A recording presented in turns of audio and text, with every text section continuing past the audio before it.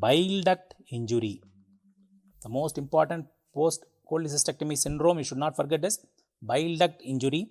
So, a patient coming to you with the complaints of pain, right hypochondrium. The patient is having a pain in the right hypochondrium with a fever who has been operated for cholecystectomy few days back. The first done investigation is ultrasound.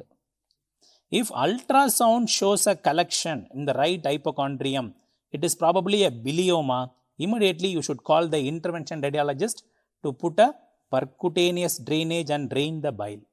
This is the first step in a patient with a bile leak. Patient having suspected bile leak, do ultrasound, do a percutaneous drainage and wait for 2 weeks. In 2 weeks, usually the bile leak settles. If it is not settling, we have to go for investigation of choice for bile duct injury is. So, I have first done investigation for bile duct injury is ultrasound. Investigation of choice for bile duct injury is ERCP. We can do everything. We can do ERCP, MRCP, we can do HIDA, everything will detect. HIDA, CT scan, everything can detect the bile duct injury. But what is the best? It is ERCP is the best because it is going to diagnose the location of injury and also it can help in doing a sphincterotomy and putting a stent also simultaneously. Therefore, ERCP is having a classification known as Strasberg classification of bile duct injuries.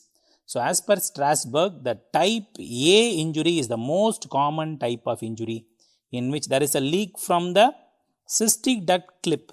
The cystic duct, which is we have put a clip, no, that clip has fallen down and there is a leak from the cystic duct or a leak from the ducts of Luschka. They are nothing but direct small ducts draining into the gallbladder from the liver surface. So, ducts of Luschka or a cystic duct leak. It is most common as type A.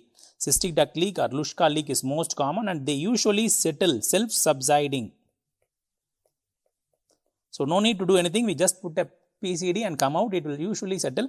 If not settling, we will do a ERCP with the stenting is done after sphincterotomy is done for type A cases. So, type A cases are easy to manage and I have seen at least 2 to 3 type A leaks in my practice. So, type A is most common cause of bile duct leak. So, type B and type C are same duct injury, you should not get confused in this. So, this is a normal bile duct, right, left, common bile duct. And this is an aberrant duct. Please remember, this is an aberrant or accessory or abnormal accessory right posterior sectoral duct.